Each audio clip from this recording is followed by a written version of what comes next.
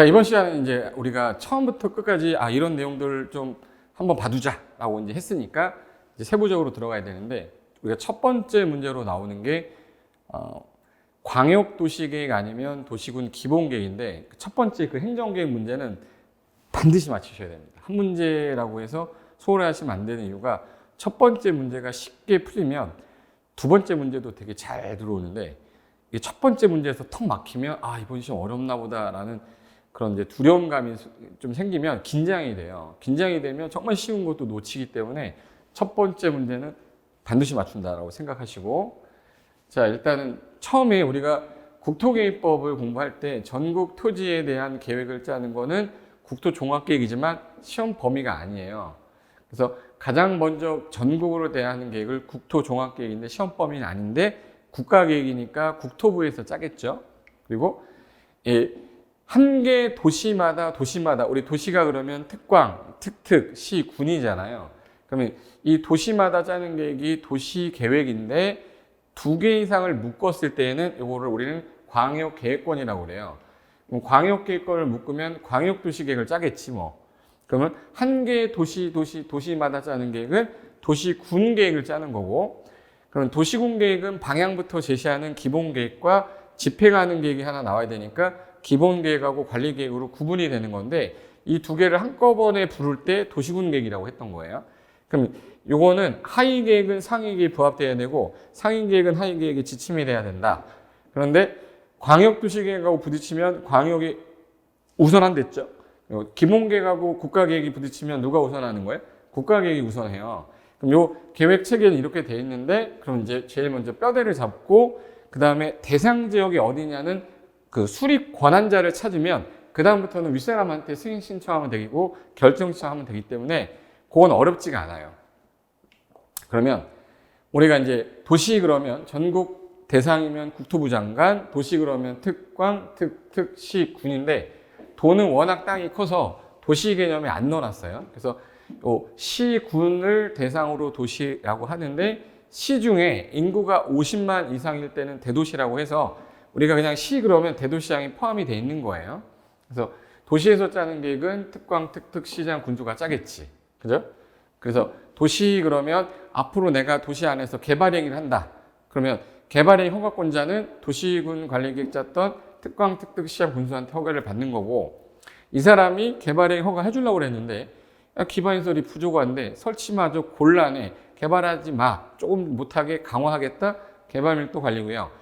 설치가 가능한 지역이면 기반시설 설치 비용 부담시키면 되겠죠. 그걸 기반시설 부담구역으로 지정하겠다. 그래서 이분이 하는 거고. 그러면 여기서 특광, 특특, 시군이 도시라고 하니까 우리가 이 사람이 짤 때 시장 군수가 짜면 도지사한테 승인 신청하면 되지만, 이 시도지사가 뭔가를 할 때는 국토부 장관한테 가야 되거든요. 근데 관할하는 지역일 때에는 특광, 특특이 본인이 직접 계획 짜서 본인이 직접 확정하는 게 좀 더 많다라는 것만 아시면 돼요. 그래서 특광, 특특, 시, 군인데, 그러면 여기서 특별시는 25개의 구, 광역시는 구, 군으로 나눠지잖아요. 근데 특별자치시는 구가 없어요. 특별자치도도 구가 없어. 그리고 도는 시, 군으로 나눠지니까 동네에서 일어나는 기초적인 문제들에 대해서는 이 기초자치단체장한테 허가를 받으면 돼요. 그래서 이걸 시장, 군수, 자치구의 구청장이라고 하는데, 여기는 없으니까 이분이 내려오셔야 돼. 그래서 이 사람은 올라갔다가 내려갔다가 올라갔다가 이래. 좀 약간 헷갈리게 해줘야지. 그럼 여기서 우리가 동네에서 허가를 받아라. 건축하려면 건축 허가 받아야 되면 이분이 허가권자겠죠. 그럼 높은 사람부터 쓰면 특별자치시, 특별자치도, 특특, 시, 군, 구청장이 허가권자다, 이런 말을 쓰는 거거든요. 그래서 요거를 10월달, 7월달 가서도 맨날 물어봐서 제가 사무실에서 혼자 찍었어요. 유튜브에다가 뭐 찍어놨냐면, 공법에서 이게 제일 싫어. 행정청 나오면 막 싫어하는 거 제가 10분 동안, 15분 동안 한번 촬영을 해놨거든요. 그래서 기억이 안 나시는 분들을 위해서 나중에 시간이 나시면 한 번씩 보세요. 기억 안 날 때마다 한 번씩 상기시키면 나중에 다시 볼 때 도움 많이 될 겁니다. 자, 그럼 행정계획의 성격이라고 해서 나랑 관련이 없다, 구속력이 없다, 비구속적 계획. 나랑 관련이 있어요, 구속력 들어간다, 구속적 계획인데 성격이 달라요. 나랑 관련이 없다는 건 넓게 방향 잡았다, 기본적인 방향 잡았다, 종합적으로 방향 잡았다 해서 광역, 기본, 종합 요 세 글자 나오면 전부 다 비구속적 계획이라고 하고, 이게 없으면 다 구속적 계획이라고 해도 돼요. 그런데 비구속적 계획은 일반적으로 행정관청이 계획을 짰으니까 네가 계획 마무리해라, 국민에게 직접적인 구속력이 없다, 그래서 비구속이 된 거예요. 비구속. 근데 구속적 계획은 행정관청은 물론 국민에게도 야 여기서는 이거 하면 안 돼, 행위 제한을 해서 규제를 하는 거기 때문에 둘 다 구속력이 있는 거죠. 계획을 짰고 국민은 그거에 따라 구속력이 들어간다. 그래서 국민에게 구속력이 있으니 구속적 계획이라 하겠다.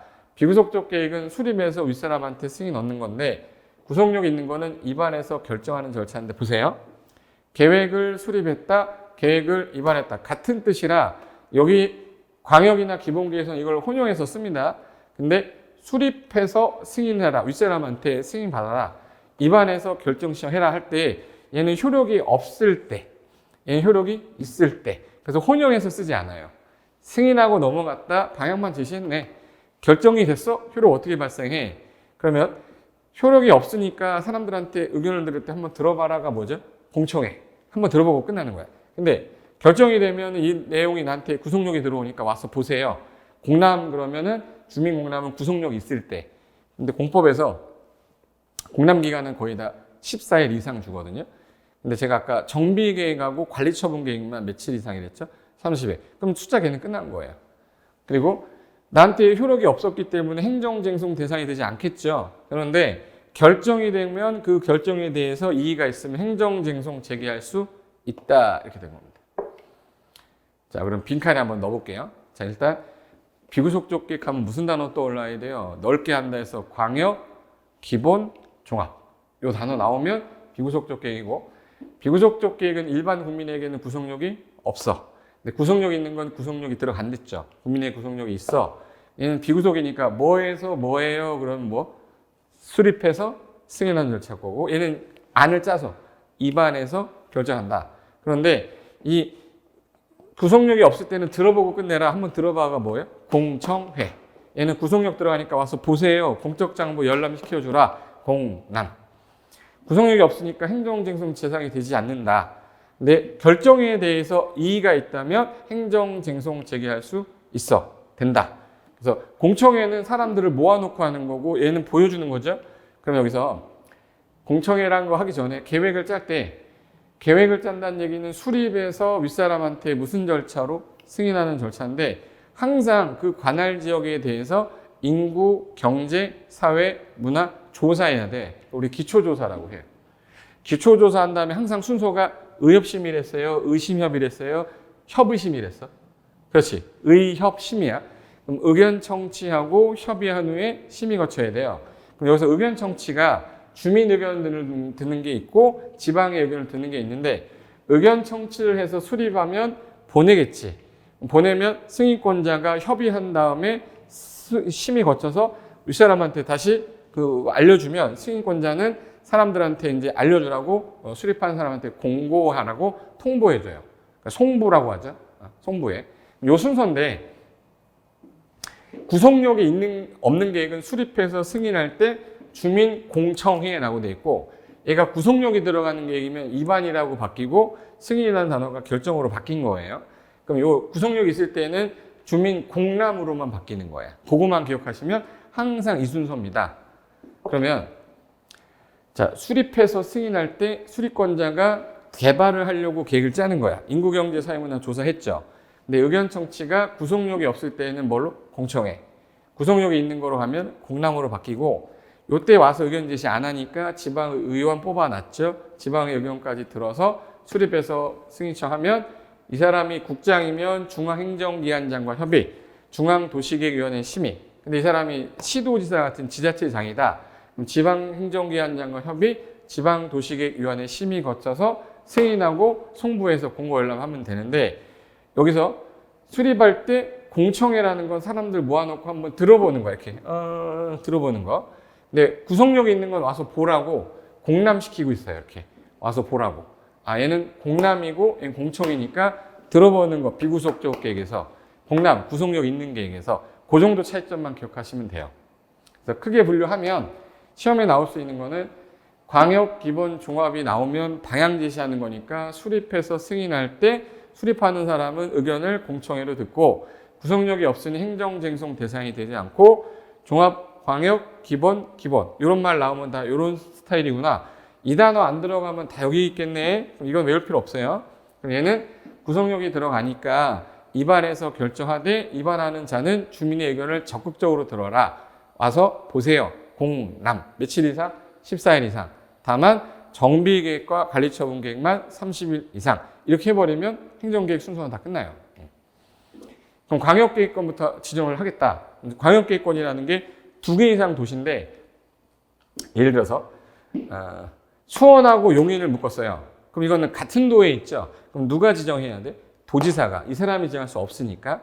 근데 양평하고 하남이면 이것도 양평 하남도 같은 도니까 도시하겠죠. 근데 서울시랑 경기도 부천을 묶겠다는 거예요.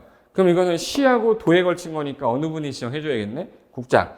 그럼 시도지사가 짜서 국장 승인 얻고 시장군수가 짜서 도지사한테 승인 얻고 이렇게 되는 건데 광역계획권 지정권자에는 없냐면 누구밖에 없냐면 국장하고 도지사밖에 없어요. 시도에 걸치면 국장만 지정하는 거고 같은 놈은 도지사밖에 없는데 국장 또는 시도지사가 지정한다는 말은 틀린 말이 되는 거지. 그렇죠? 그래서 자 여기서 광역계획권 지정이 됐으면 이제부터 광역도시계획을 짜고 기본계획 짜고 관리계획 짤 건데 제가 이거 정리 한번 한 다음에 체계도에서 여러분이 혼자 공부할 때 어떻게 해야 될지를 설명을 드릴 테니까 지금 정확하게 보세요. 자 일단 광역도시계획은 광역계획권을 묶어야 되는데 시도에 걸쳤다 그럼 어느 분이 지정해요? 국장. 이게 같은 도 안에 있으면 도지사가 묶어. 그럼 여기 광역계획권 지정되고 나서 광역 기본 들어가면 얘는 비구속적 계획이니까 수립해서 얘는 뭐 해야 돼? 수립해서. 근데 구속력이 있는 거는 입안이라고 바뀌겠죠? 그럼 수립하는 사람이 윗사람한테 승인 신청하는 거고 얘도 승인 신청하는데 입안권자는 뭐 한다고 그랬어요? 그렇죠. 결정한다고 그랬어. 그럼 수립권자가 제일 먼저 하는 일이 해당 지역의 인구, 경제, 사회, 문화 조사하는 거 뭐예요? 기초조사. 기초조사하고 의견 청취해서 의협심 나와야 되니까 얘는 비구속이니까 얘는 공청회 나올 거고 지방회. 얘도 기초조사하고 공청회하고 지방회. 근데 얘는 도시군 관리계획은 구속력 들어가잖아요. 얘는 기초조사하고 공청회가 아니라 공람으로 바뀌는 거예요. 그 다음에 지방의 의견 들어서 여기까지가 수립권자, 입안권자 할 일. 보내면 얘는 의 다음에 협심이죠. 협의. 심의. 얘는 똑같겠네. 그리고 승인한 다음에 관련서를 송부해서 공고 열람시켜라 이렇게 돼 있어요. 여기서 요거만 공람으로 바뀌었고 똑같네. 그죠? 나머지는 다 똑같구나. 그거 하나 기억하시면 되고 그러면 얘 수립권자만 잘 찾아내면 되는데 광역계획권이 같은 도에 있어요 라고 하면 도지사가 지정했죠. 그 안에 있는 사람이 누구예요? 시장군수가 짜서 지정해 주신 도지사한테 승인 청하면 되는데 이게 시도에 걸쳤으면 국장이 지정해 줬겠죠. 광역계획권을. 그 안에 있는 시도지사가 짜서 누구한테? 국장한테. 이걸 몇 년 안에 승인 청하라고 그랬죠? 3년. 3년 안에 승인 청을 안 했을 때는 도지사가 시도가 3년 안에 국장한테 승인 청 안 하면 국장이. 단 요청하면 같이 짤 수는 있댔죠. 시장군수가 요청하면 도지사랑 시도지사 요청하면 국장이랑 공동으로 수립이 가능하다. 단 국가계획 관련되면 어느 분만 짜요? 국장. 요거만 머릿속에 넣으시면 돼. 그런데 도시군 기본계획하고 도시군 관리계획은 되게 쉬운 게 수립하는 사람하고 입안하는 사람이 같은 사람이어야 돼요. 왜? 대상 지역이 도시잖아 지금. 그럼 얘는 특광, 특특, 시장, 군수가 짜면 되는 거죠. 여기도 원칙이 특광, 특특, 시장, 군수인데 얘는 앞에 영어로 아까 only라고 그랬어.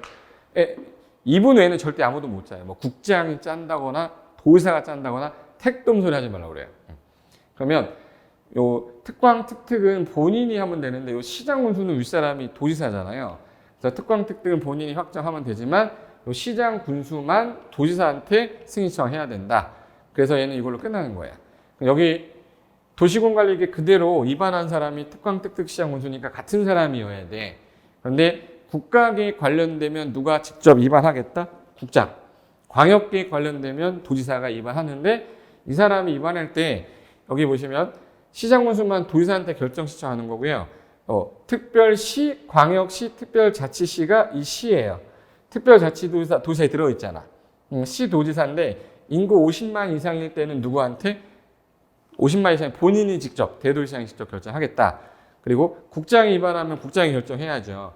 국장만 결정하는 사유는 단독 문제로도 나오는데 국장만 결정하는 사유가 본인이 위반한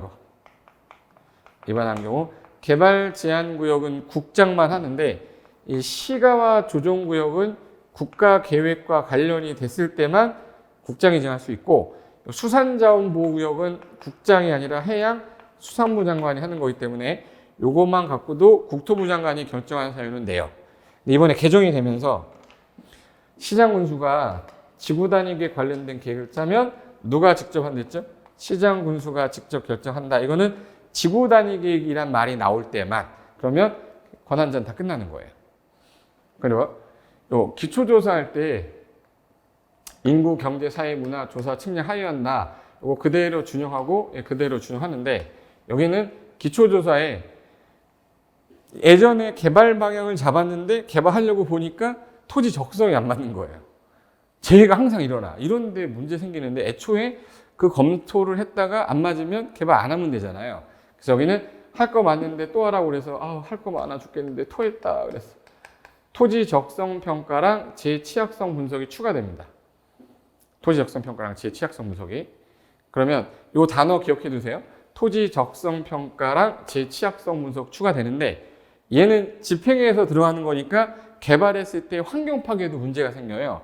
그래서 야 너도 토지 적성 평가랑 재취약성 분석은 하는데 야 여기다 환경성 검토까지 해라 해서 환장하겠네 해서 토했다 환장하겠네 해서 얘는 토해환이에요. 요게 차이점이 얘는 토지 적성 평가랑 재취약성 분석이 있는데 여기는 환경성 검토도 있어요. 그래서 그게 차이점이라는 게 되게 중요한 겁니다. 그래서 이 상태에서 자 우리가 이제 체계도를 보시면 이거 확대한 부분인데 어디 부분인지를 설명을 드려야 또 저 자식 어디 하고 있는 거야 궁금할 수 있잖아요. 그래서 이 체계도 우리가 행정계획 체계도 보시면 이 부분 중에서 자 여기 부분입니다. 글씨 잘 보이세요? 자 여기 광역도시계획 방금 전에 했던 거. 자 광역도시계획이라는 거는 자 수립해서 승인 절차인데 수립하는 사람이 제일 먼저 기초조사 공청회 지방회. 자 요 사람이 보내면 협의 심의하고 승인한다. 맞죠? 그리고 이 수립권자가 같은 도에 있으면 누구예요? 그러면 같은 도에 있으면 도의사가 지정해줬겠죠? 그럼 시장군수가 시도에 걸치면 국장이 지정해주면 시도의사가 짜서 도지사 국장한테 승인 청하는데 만약에 3년 안에 안 했다 그러면 도지사 국장이 직접 짜고 1번, 요 1회 시장군수가 도지사한테 요청하면 같이 짤 수 있고 2번에 시도의사가 국장한테 요청하면 같이 짤 수 있다. 그 뜻이에요. 단 3년 안에 승인 안 했을 때 단독으로 짜는 경우도 있다. 그리고 요 둘 간의 협의가 안 이루어졌어. 시장군수가 또는 시도가 같이 짜는데 협의가 안 이루어지면 협의가 안 됐을 때에는 공동 또는 단독으로 조정 신청하면 되는데 요 시장군수는 도지사한테 하면 되고 시도의사는 국장한테 조정을 신청하는 거예요. 그랬더니 여기 문제가 뭐가 생겼냐면 이렇게 됐어. 여기 공동으로 가면은 거기서 조정하면 되지만 단독으로 신청이 들어오면 이분이 아랫사람한테 야 이거 일정 기간 줄 테니까 이것 좀 해라 라고 조정에 따른 어떤 조정 요구를 해요. 권고를 해. 권고에 응하지 않으면 그때는 직접 조정해버리겠다. 이제 조정 신청 제도가 있고 그 다음에 수립권자가 제일 먼저 인구경제 사회문화 조사 측량했죠. 그리고 나서 공청회 할 때에는 언제 몇 월 며칠 날 몇 시에 합니다. 예간신문에 공고를 14일 전까지 1회 이상 공고하면 그때 와서 의견 제시하면 되고 타당하면 반영하겠다. 지방에 여기 시장군수가 짜면 시군의회, 시도지사가 짜면 시도의회, 도지사는 밑에 있는 시장군수 의견도 들어라 해서 지방의 의견 제시는 30일 안에 의견 제시해야 돼요. 30일 안에 의견 제시해주고 그 다음에 의견 제시가 받았으면 수립권자가 승인 청하면 도지사면은 지방행정기관장과 협의하고 지방도시계획위원회 심의 거치면 되는데 국장일 때는 이게 중앙이라는 단어로만 바뀌는 것 뿐입니다. 시험에 안 나오게 생겼잖아. 그래서 안 써놨지. 너 왜 썼는데? 그냥 모를까봐. 이게 이제 도시군 기본계획이고 승인한 다음에 공고한 다음에 송부해서 30일 이상 공고 열람 시켜라는데 이거를 오른쪽으로 가시면 예, 도시군 기본계획 똑같은데 뭐가 다르냐? 대상 지역이 도시다 보니까 수립해서 승인 똑같고 기초조사 공청회 지방에 보내면 협의심이 똑같잖아요. 여기 영어로 뭐라고 그랬죠? 온리. 온리 특광 특득 시장 군수만 짜서 이 사람이 짜서 특광 특득은 본인이 확정하는데 이 시장 군수만 도지사한테 승인 청한댔죠. 그럼 이 사람이 제일 먼저 할 게 기초조사인데 광역에 있는 거 준용하는데 토했다. 2개 추가됐죠. 그리고 공청회 똑같고 지방에 똑같지만 시장 군수 시군 의회 의견을 듣는 거지 시장 군수 의견을 들을 필요는 없어. 얘만 빠진 것 뿐이에요. 의미 없고. 그 다음에 여기는 국장이 없기 때문에 그냥 도지사니까 특광특득 본인이 지방행정기관장과 협의하고 지방도시계획위원회 심의 거치는데 항상 의견을 제시해 주는 거는 30일 안에 의견 제시하세요. 30일 안에 하세요. 이렇게 돼 있어요. 승인하고 나서 송부에서 공고 열람을 며칠 이상 시켜라. 30일. 그러면 얘 기본계획의 특성이 기본계획은 비구속적 계획이야. 나랑 관련이 없어. 행정쟁송 책임 못해. 관리계획을 짤 때 지침이 되는 거겠죠? 5년마다 타당성 검토한다고 그랬는데 방금 전에 왼쪽에 빨리 가볼게요. 여기 그런 게 없었단 말이에요. 광역도시계획은 타당성 검토가 없고 기본계획만 타당성 검토가 있는 거예요. 그런데 광역도시계획 기초조사할 때 정보체계 구축 운영하는 계획을 짠 거 그거를 5년마다 타당성 검토한다는 얘기지 광역도시계획을 5년마다 한다는 뜻이 아니라는 거예요. 그리고 얘는 한 개의 도시 성격하는데 파악하는 게 제일 중요하다. 그럼 방향이 나왔으면 집행하는 계획이 나와야 되죠. 그럼 왼쪽으로 다시 가시면 자 이제 도시군 관리계획 나왔습니다. 그럼 얘는 입안해서 결정하는 절차겠죠. 그럼 입안하는 사람이 제일 먼저 할 게 기초조사. 얘는 공청회가 뭐로 바뀌었다? 공람. 지방에 의견 들어서 입안되면 보내면 협의 심의하고 고시하고 송부해서 열람시켜라. 그런데 입안권자는 원칙이 특광, 특특, 시군, 예외, 국장, 도지사죠. 그런데 요 해당 지역의 구청장 빼고는 다 짜요. 근데 시장 군수만 도지사한테 결정 시청하는 거고 원칙은 본인이 확정하고 50만 이상의 대도시는 대도시장이 결정하겠다. 국장 입안하면 누가? 국장. 근데 요 시장 군수가 지구 단위계획 관련된 거 입안했을 때는 결정도 누가 한댔죠? 시장 군수가. 그리고 결정이 되고 나서 고시할 때 지형도면을 그려줘야 돼요. 요 그린 날 지체 없이 효력 발생하는 거지 다음 날이라고 자꾸 꼬시니까 넘어가지 않는다. 이거 할 수 있겠죠? 그리고 여기 기초조사할 때 얘는 토했다. 하나 더 하라고 환장하겠네. 환경성 검토 추가됐었죠. 그리고 공람기간은 며칠 이상 주시고 14일 이상 그 기간 안에 의견 제시하고 타당하면 반영하겠다를 60일 안에 통보해주면 끝나고 얘는 도시를 대상으로 하니까 관할 특광 특특 시군 의회 의견을 들으면 됩니다. 그래서 이게 관리계획의 내용이고 자 관리계획 결정이 됐어. 그럼 그림 그려주는 거 아까 무슨 도면이랬죠? 지형도면. 지형도면은 누가 작성하냐? 기초조사한 사람이 해야 되니까 입안권자가 해야죠. 그래서 입안권자가 지형도면을 작성하는데 지형도면은 왜? 입안한 저 제일 잘 아니까 그려서 급수 제일 낮은 시장 군수만 여기 시장 군수만 도지사한테 승인 얻어야 되는데 이 도지사가 지형도면하고 결정된 내용 대조했는데 차고 없으면 승인해주겠다 30일 안에. 그리고 요 도면을 고시한 때 효력 발생한다. 고시함으로써지 5일 후가 아니라 다음 날도 아니고 즉시 효력 발생한다. 그 옆에 자 작성자는 입안권자가 제일 급수 낮은 시장 군수 대장은 빼고 도지사 승인 얻어야 되고 지적이 표시되어 있는 지형도에다가 결정된 사항을 표시해서 그림을 그려주면 이걸 지형도면이라 하는데 이거 관련된 나머지 내용이 토지이용규제기본법으로 넘어갔어요. 그래서 안 나올 겁니다. 이제 걔는. 그리고 제가 아까 타당성 검토라고 해서 보시면 관할 특광 특특 시장 군수가 기본계획 관리계획 타당성 검토 몇 년마다 했댔죠? 5년마다. 이 5년마다 하는 게 아까 도시군 기본계획, 도시군 관리계획, 정비기본계획, 정비기본방침, 리모델링 기본계획, 성장관리계획 해서 계획 들어가는 놈 6개가 5년마다 하는 게 이거라 여기에는 광역도시계획이 포함되지는 않는다. 그리고 이 기반시설 중에 도시군관리계획 결정이 딱 되면 예를 들어서 도로로 결정이 딱 됐어요. 기반시설이었던 게 관리계획 결정되면 도시군계획에서 결정한 시설이고 이걸 도시군계획 시설 사업이라고 했었죠. 요거 하려면 기존에 있는 땅을 수용해야 되는데 얘 A가 보상금을 많이 받으려고 무슨 짓을 할까봐 개발이행이 금지시켜요. 건축 금지. 그러면 금지시켰으면 빨리 사업을 해야 되는데 이걸 사업을 진행을 해야 되는데 안 하고 20년이 지났어. 20년이 지날 때까지 사업을 안 하면 20년이 되는 날에 다음 날 요 도시공객 시설의 결정은 효력을 잃는다. 그런데 이 결정이 되고 10년이 될 때까지 사업을 시행하지 않았을 때 이 건축행위 금지를 받았을 때 A가 지목이 되면 열받죠. 전이야 농사 지면 되니까. 그래서 결정고시 되고 나서 10년간 사업을 안 했을 때 지목이 대인 토지 소유자는 내 땅에 있는 모든 걸 사주세요라고 무슨 청구할 수 있어요? 매수청구. 근데 이걸 누구한테 하냐? 외우려고 하는데 도로 설치하려고 도시군 관리계획 짠 사람이 해야 되잖아. 짠 사람이 누구예요? 특광, 특특, 시장군수라 특광, 특특, 시장군수한테 하고 이 사람이 시행자를 정해놨으면 시행자한테 하고 설치 관리 의무자가 있으면 설치 관리 의무자한테 하되 다르면 설치할 의무가 있는 자한테 매수청하면 된다. 이게 도시공개 시설 부지에 관련된 내용이었었고요. 여기 쭉 보시면 제가 뭐 한마디 써놓은 게 있어요.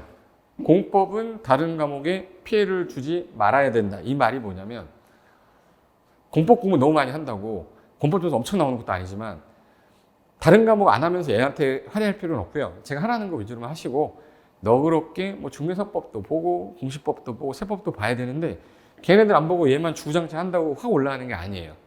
그러니까 다른 과목에 피해 주지 않게끔만 제가 강의할 테니까 그렇게만 보시고 제가 공법에서 나오는 숫자 중에서 자주 출제되는 면적 기준이거든요. 그럼 이걸 하기 전에 이 앞에 거부터 먼저 하겠습니다. 자, 요거는 뭐냐면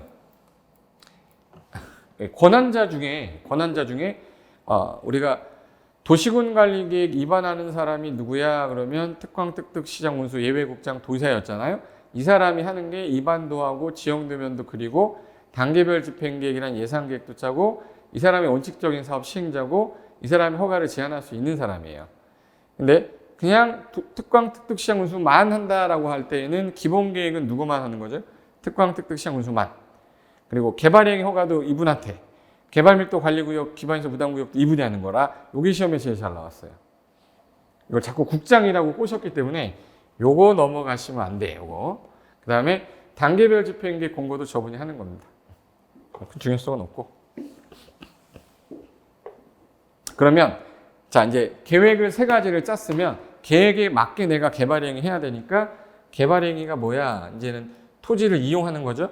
그럼 사적 개발행위, 건축하고 물건 쌓고 요거를 개발행위라고 하는데 이거를 내가 할 때 관할하는 지역의 장 누구한테 가서 특광, 특특시장군수한테 가서 뭘 받으셔야 돼요? 허가. 자 이거. 또 개발행위 할 때에는 특광, 특특시장군수한테 허가를 받으셔야 된다. 근데 시험에서 조심할 게 건물 중에서 공작물도 건축에 포함하고요. 여기 물건을 쌓는 거는 주상공, 녹 중에서 주상공은 맨날 건물 쌓는 게 일이에요. 그래서 녹지 지역하고 관농자 중에서 우리가 관농자 그러면은 볕단, 집단 쌓는 게 일인 지역이 어디죠? 그렇죠. 농림지역이라 농림지역은 쌓는 게 일이라 그냥 빼라. 그럼 관리지역하고 자연환경 이걸 줄여서 녹관자라고 그래요. 거기서 1월 이상 쌓을 때에는 허가를 받으시고 형질 변경하는 목적이 농사를 지려는 거면 허가 안 받으셔도 돼. 그리고 토속 채취, 토지 분할을 할 때에는 허가를 받는 건데 여기서 토지 분할을 할 때 작게 분할하면 안 돼서 건축법에 있는 기준에 우리가 건축법에서 이거보다 작은 면적으로는 분할이 안 돼요. 그게 토지 대지 분할 제한 면적인데 그 대지 분할 제한 면적이 건축법에서 건축물이 있을 때 주거 미지정 지역은 60, 상업 공업지역 150, 녹지 200에서 주미 60, 상공 150, 녹 200에서 한 1000번은 한 것 같아요. 이번 학기는 안 했지. 이번 학기 또 해야 되는데 주미 60, 상공 150, 녹 200. 요거 미만으로 건축물이 있으면 분할이 안 되는데 건축물이 없는 토지 분할할 때는 그 미만으로 할 때 허가 받아라.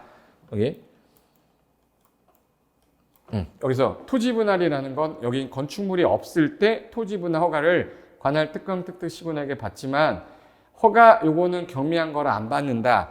천재지변 재재난 복구할 때는 허가를 안 받고 1월 내 신고만 하시고 개축, 중축, 재축인데 85 이하짜리는 허가 안 받아도 돼. 경미한 행위라고 해서 일정한 면적보다 작으면 안 받는데 면적만 25로 돼 있고요. 나머지는 다 부피, 무게, 높이 다 50으로 돼 있어서 얘는 외우지 마시고 면적만 25가 기준이고 부피, 무게, 높이는 50. 예를 들어서 50톤 이하를 싸면 허가 안 받는다. 면적은 25제곱미터 이하의 형질 변경 안 받는다. 이런 뜻이에요. 이게 뭐뭐 지역 내일 때는 두 글자인데 25, 50인데 외로 나가면 10배 완화해줘. 세 글자야. 250, 500이 기준이라서 최근엔 이게 잘 안 나오고 있습니다. 참고로만 보세요. 그리고 660제곱미터 이하인데 지목을 안 바꿔 수반하지 않아. 그럼 경미한 거죠. 그런 경우에는 원래는 250인데 660까지도 완화해 주겠다. 그 다음에 요거는 이제 우리 기본 이론 할 때 토지 분할 사유가 사공행도 이상에서 사도법의 사도개설 허가를 받아서 분할할 때, 공공용지로 분할할 때, 행정재산 용도 폐지돼서 분할할 때, 도시공객 시설 결정돼서 분할할 때, 요거는 당연히 토지 분할을 전제로 하는 것들이라서 허가받을 필요가 없다. 대지 분할 면적이 아까 주미 60, 상공 150, 녹 200 미만일 때 허가 받는 거니까 이상일 때는 받을 필요가 없는 거죠. 그 얘기를 써놓은 거예요. 이걸 체계대로 만들면 자 보세요. 내가 개발행위 하려고 해. 특광 특특 시장 운수한테 가서 건축하고 물건 쌓고 토토토 하려면 허가를 받아라. 다 허가할 때 허가 기준에 맞아야 되는데 이 기준 면적이라는 게 사적 개발행위니까 야 최소한 5천 미만까지만 해줄게. 1만 미만까지 또 3만 미만까지 해줄게 해서 요거 저랑 아마 기본 이론 수업할 때 아메리카노 커피 내기 했었는데 이게 자연환경 보존지역은 절대 개발해주면 안 되기 때문에 제일 적게 해줘요. 5천. 녹지 중에 무슨 녹지?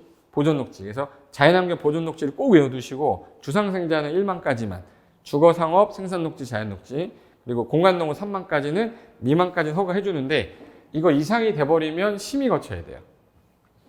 그리고 여기 이 면적 기준에 맞으면서 도시군 관리계획, 성장관리계획에 맞으면서 사업지장 안 주면서 기반에서 확보가 잘 돼 있고 경관조화 이룬다면 기준에 맞으면 이 사람 허가해야 됩니다. 15일 안에.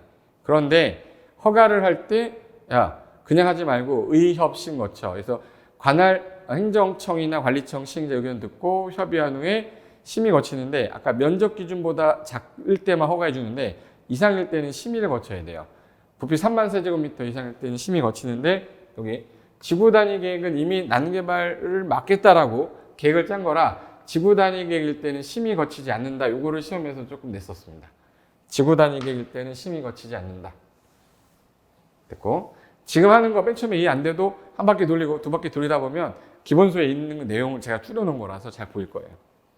그리고 야 내가 허가를 해줄 건데 이 조건만은 네가 이행 좀 해줘라. 이행 보증금 예치할 수 있다고 그래서 국가 등이 아닌 경우에는 기굴발 차비 요구 기반시설 설치 조건 굴착 발파 차량 통행 비탈면 적용할 것을 조건으로 얘한테 이행 보증금 예치하게 할 수 있다. 그리고 허가를 할 때 기준에 맞으면 허가해야 되지만 야 얘는 보존 가치가 있는 지역 2가지랑 계획을 짜고 있는 3가지는 3년 동안 허가를 못하게 제한하겠다. 그래서 녹지지역 계획관리지역인데 수목 집단 생육하는 거야. 이거 녹계수. 우리 황진이 남자친구는 벽계수, 여기서는 녹계수. 녹지지역 계획관리 수목 집단지역은 보존해야 된다. 조수로 집단 서식지다 보존해야 된다. 우량동지로 보존해야 되니 여기서는 웬만하면 허가하지 마세요라고 허가를 뭐 할 수 있대? 제한. 개발로 인해 문화재 훼손 우려가 있다. 허가 못하게 하겠다. 그리고 요 1번, 2번은 전체가 원래 3년인데 3, 4, 5 밑줄 쳐놓은 거죠. 계획을 짜고 있는 지역이라 3년 만에 못 짜면 안 되니까 심의 안 거치고도 2년 연장할 수 있게 해놨어요. 그래서 기본계획 관리계획 짜고 있어서 용도지역이 변경이 예상되거나 지구단위계획 구역 지정돼서 지구단위계획은 몇 년 안에 짜라고 그랬지 아까? 3년. 기반시설 부담구역은 몇 년 안에 계획 짜랬죠? 1년. 다 계획을 짜고 있는 지역이라서 계획의 내용이 바뀔까 봐. 그럼 얘네들은 허가를 제한할 때 이 둘은 최장 3년이지만 최장으로 따지면은 최장 5년이 되겠네. 저 요거 날짜 갖고 틀리게 썼습니다. 그래서 요거 하나 기억해 두고, 이게 사적 개발행위인데 사적 개발행위랑 반대 개념은 공적 개발이죠. 도시공객 시설 사업이에요. 그래서 여기 밑에 제가 아까 전에 도로로 결정이 됐는데 10년간 장기간 미집행되면 지목이 뭐인 사람이 대인 사람이 10년간 안 하면 매수 청구할 수 있댔죠. 그럼 매수 청구하면 6월 안에 통지서 보내주고 통지한 날부터 2년에 매수를 해야 돼요. 근데 아무것도 안 하고 몇 년이 지났어요? 20년. 지나면 20년이 되는 날에 다음날 효력을 잃는데, 여기서 매수 청구할 때 아까 관할 특강 특특 시군한테 했었죠. 근데 시행자가 있으면 시행자한테, 설치 관리 의무자 있으면 설치 관리 의무자한테. 그리고 이걸 현금으로 돈을 줘야 돼요. 채권을 매입하는 게 아니라 원칙이 현금인데, 토지 소유자가 원할 때는 부득이한 경우에 있을 때는 채권으로 지급할 수도 있다 이렇게 됐어요. 네, 여기서 채권으로 매입할 수도 있고, 이 채권도 나중에 한꺼번에 채권 정리할 때 나올 거고요. 그리고 해제 권고 제도랑 해제 신청 절차는 이건 절차를 보면서 말씀을 드릴게요. 자, 이 채권이라는 거는 매수 청구 들어오면 현금으로 10억 줘야 돼. 근데 채권을 달라고 원하면 채권 줄 수도 있고, 이건 의무자가 지자체일 때만 가능한데, 부재부동산하고 비용무용이면은 굳이 현금 안 줘도 되죠. 용돈 3천만 원 줄 테니까 이 3천만 원을 초과하는 것만 채권 발행할 수 있어. 근데 채권은 지자체가 발행하는 거니까 의무자가 특광 특특 시군인 지자체인 경우에 한해서만. 그리고 지자체가 발행하는 거니까 지방재정법을 준용해서 발행하되 10년 이내에서 상환해 주겠다. 그리고 이율은 평균 은행 있죠. 이자율보다 이상으로 줄 테니까 걱정하지 마라. 이런 거죠. 근데 10년이 돼서 매수 청구를 했더니 매수 안 하겠대. 매수하기로 해놓고 지연했으면 이거는 10년을 기다린 사람한테 너무한 거 아니냐 해서 매수 청구를 했는데도 불구하고 매수 안 했을 때에는 너 그 땅에서 330 하게 해줄게. 330 해서 매수 청구 후 매수하지 않기로 했을 때 3층 이하의 단독, 3층 이하의 1종, 2종 근생 허용하는데, 시험에서 아직 안 나온 게요. 단란주점, 안마시술소, 노래연습장, 다중생활시설은 안 돼요. 얘는 제외 이렇게 됐어요. 여기 제외. 그러니까 도로로 결정이 됐는데 10년이 돼서 매수 청구했더니 안 해주겠다는 거야. 그럼 단독주택은 지을 수 있다. 3층 이하짜리로. 그리고 1종, 2종 근생이 상가는 지을 수 있어도 다난노다는 위락적인 요소가 있어서 여기까지는 허용 안 하겠다. 그래서 요거랑 3층 이하의 요거 1종, 2종 근생 그리고 공작물을 허용하는데 이걸 줄여서 330이라고 그래요. 330. 3층 이하의 순수 단독. 여기서 단독은 다세대랑 다가구랑 다중은 포함하지 않는 겁니다. 왜 그러냐면 10년이 지나서 매수 청구를 했는데 매수를 안 하기로 했어.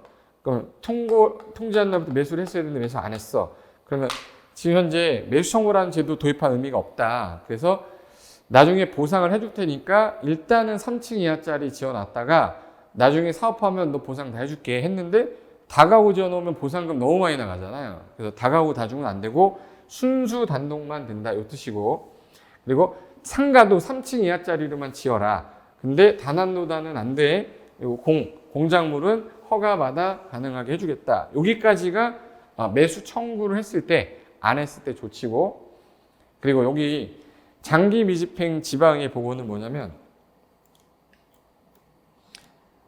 자, 이건 뭐냐면, 원래는 특광 특특시장 군수가 설치를 하려고 했어, 도로를.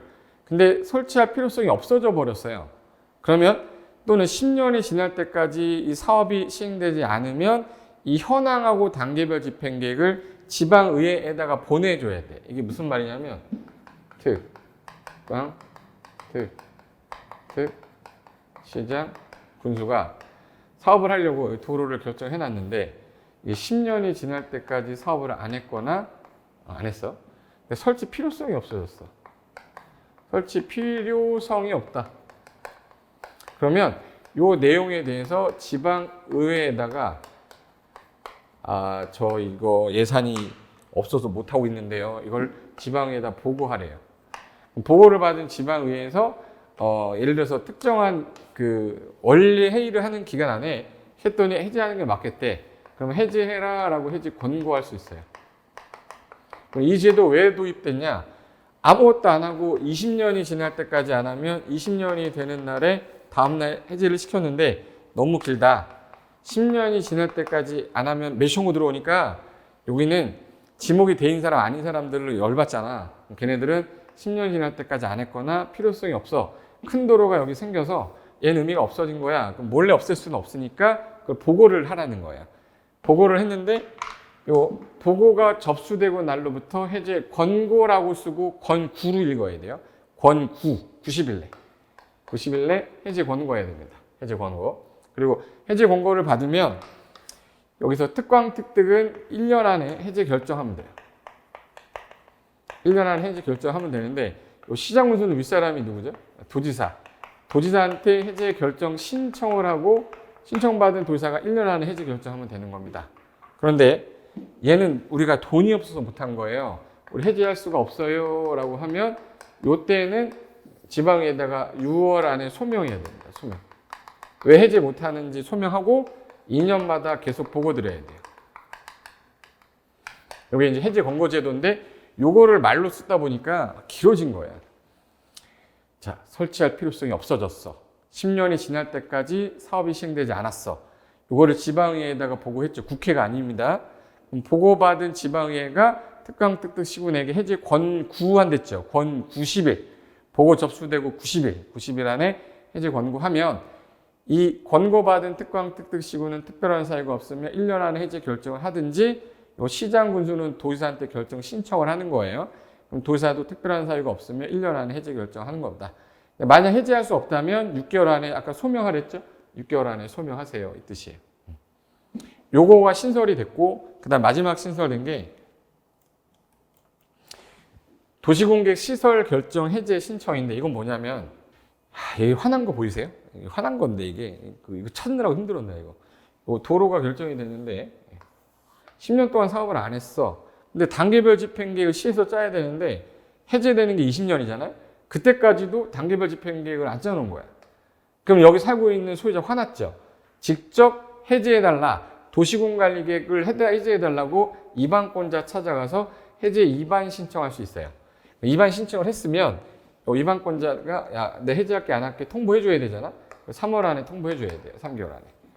통보를 할 때 해제하겠다 그러면 이반하면 되지만 우리 해제 못 하는데요. 그랬어. 그럼 한 번 더 얘기하게 해주겠다. 윗사람이 결정원자죠. 결정원자한테 해제 결정 신청하면 검토해보고 2개월 안에는 내가 해제하겠다 안 하겠다 통보해줘야 돼. 2월이에요. 그래서 3월하고 2월 헷갈리면 안 돼. 2월 안에 통보한 다음에 못하겠다 그랬으면 마지막 보류는 국토부 장관이라서 국토부 장관한테 이 결정을 얘가 해제를 안 해주는데 이거 해제 심사 좀 해달라. 신청하면 이 사람이 이거 해제해야 되는 게 맞는 것 같아. 그러면 결정원자한테 해제 결정해달라고 권고를 하고 특별한 사유가 없으면 무조건 해제에 응해야 됩니다.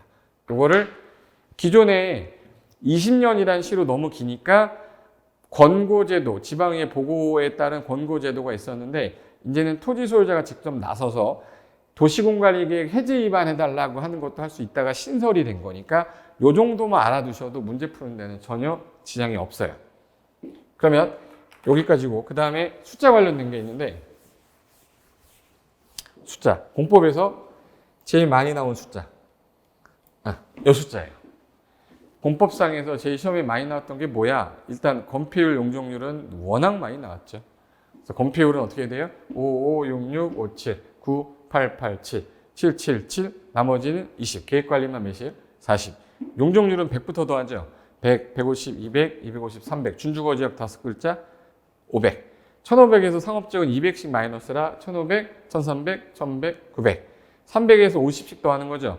300, 350, 400 이하는 다 80인데 계획관리, 자연녹지, 생산녹지만 100 요거는 무조건 알고 있어야 되는 거니까 연습 한번 하시고 자 여기 사적 개발행위 조금 전에 할 때 5천 미만이 제일 개발하면 안 되는 거 도관농자 중에 자연환경 보전지역이랑 녹지 중에 보존녹지는 5천 미만까지만 해라.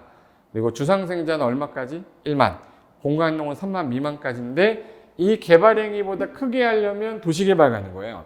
그래서 주상생자 1만 이상이어야 도시개발 사업을 할 수 있고 이거보다 작으면 사적 개발행위로 가는 거예요. 그리고 공업지역은 3만 미만인데 3만 이상이어야 되고 도시 바깥은 무조건 30만 이상 크게 갖고 와라. 단 초등학교가 있고 4차로가 있으면 초사 10만. 요거 이상이면 좀 가능합니다.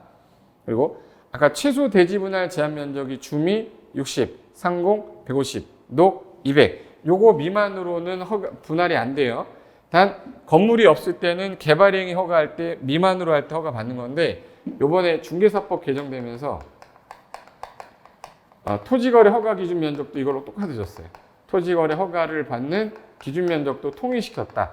요게 주미 60, 상공 150, 녹 200. 초과하는 토지의 소유권, 지상권, 유상으로 설정하는 계약은 허가받아라. 그게 중개사법에서 요거랑 통일시켰어요.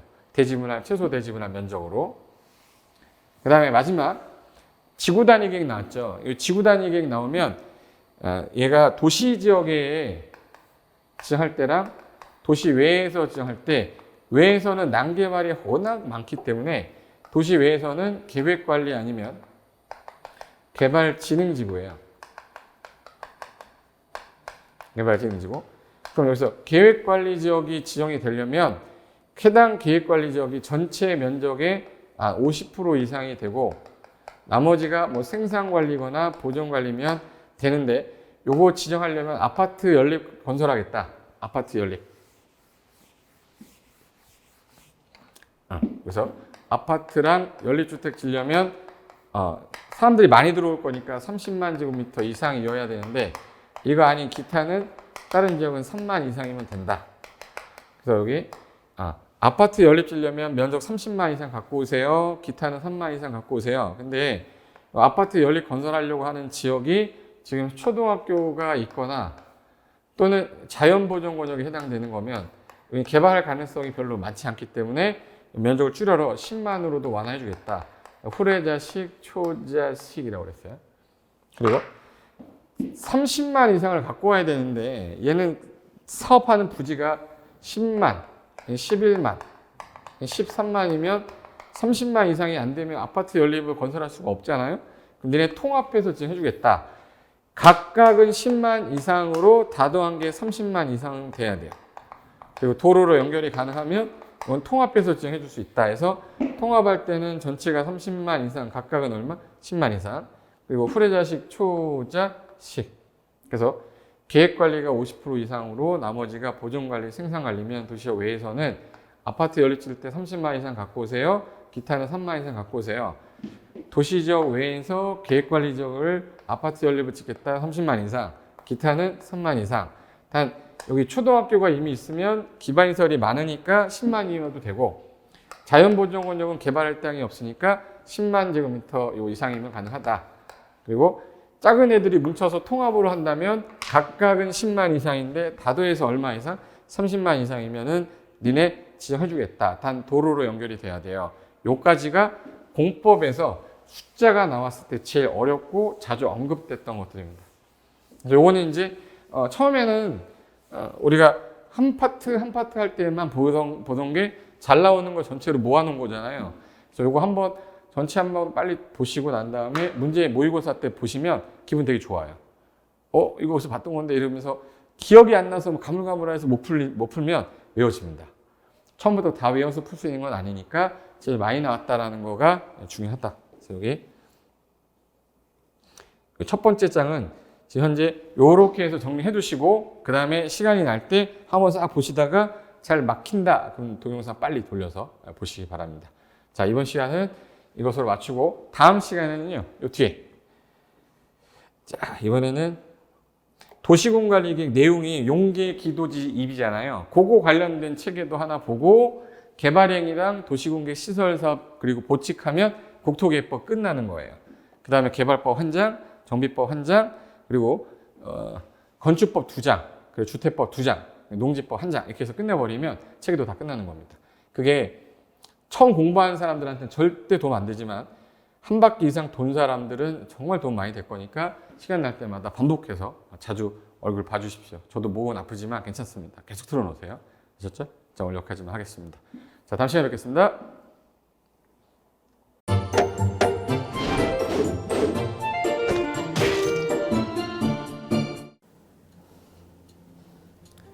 안녕하세요.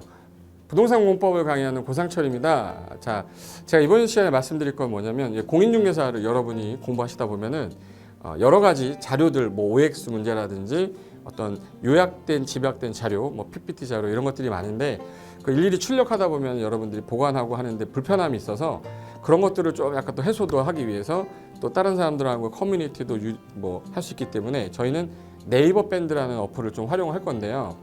그 네이버 밴드에다가 자료를 올려놓은 거를 내가 다운을 받고 내가 보는 방법에 대해서 알려드릴 테니까 이 부분에 대해서 제가 시작하는 거 똑같이 따라 하시면 설치부터 사용 방법까지 말씀드릴 테니까 그대로 따라오시면 됩니다.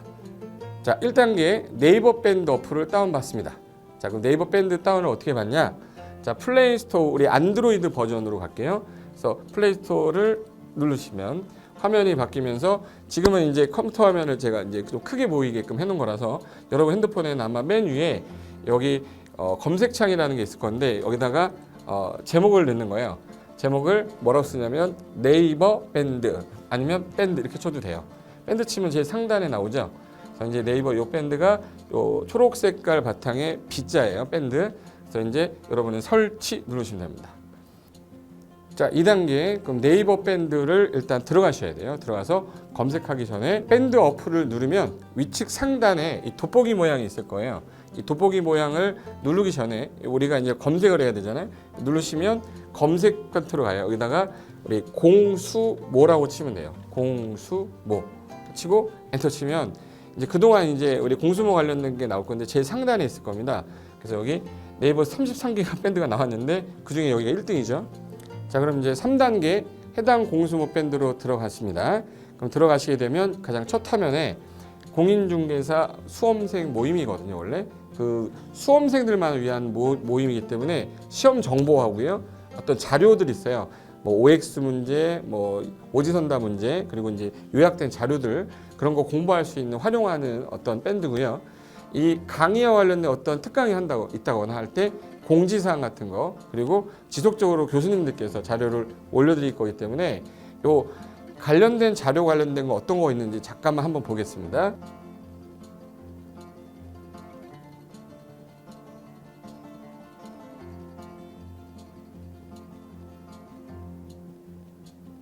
자, 그러면 4단계로 갈게요. 또 다른 꿀팁 하나 말씀드리겠습니다. 모바일 1일 학습이라는 건데 핸드폰으로도 내가 하루에 짬을 내는 시간, 예를 들어서 전철을 타거나 버스를 탄다거나 화장실을 간다거나 할 때 1일적 1일 그 공부 학습 방법을 알려드릴 건데요. 메인 화면에서 위로 좀 올라가면은 모바일 1일 학습이라고 나올 거예요. 여기 있습니다. 모바일 1일 학습이라고 해서 시험 과목에 따른 문제가 나올 거예요. 그러면 여기를 올리시면은 여러분이 이제 그 시간 안에 이 문제에 대한 것을 읽어본 다음에 여기서 정답과 해설은 바로 보여지면 이거는 암기가 돼버리기 때문에 정답 해설은 맨 밑에 안 보이게 숨겨놨어요. 그래서 현재 밑으로 쭉 내리면 인지에 가서 쭉 내리면 요때 답이 나와요. 댓글이라는 게 있어요. 내가 쓴 거는 내가 확인할 수 있잖아요. 그래서 요 댓글 표시 보시면은 이런 거는 표정 좋아요 한번 눌러주는 거예요. 그럼 여기서 내가 좋아요 그러면서 뭐 선생님 사랑해요 해도 되고 좋아요 이런 거 눌러주신 다음에 그 다음에 밑으로 가면 이제 댓글을 쓸 수 있어요. 그래서 정말 궁금한 부분에 대해서 댓글 남겨주시면 확인이 되는 경우에 바로 답글을 올릴 수 있게끔 실시간으로 할 수 있을 것 같습니다. 자, 지금까지 과정과 같이 공수모 밴드예요. 공인중개사 수험생 모임 밴드를 줄여서 우리 공수모 밴드라고 하는데 이렇게 가입하시면 여러 가지 자료들 업데이트되는 거, 개정되는 부분 신속하게 받아들일 수 있기 때문에 아마 여러분 학습하는데 도움이 많이 될 겁니다. 그래서 꼭 가입하셔서 좋은 자료도 받고 매일매일 학습하시면서 도움 되셨으면 좋겠고요. 자, 여러분의 합격을 진심으로 기원하겠습니다.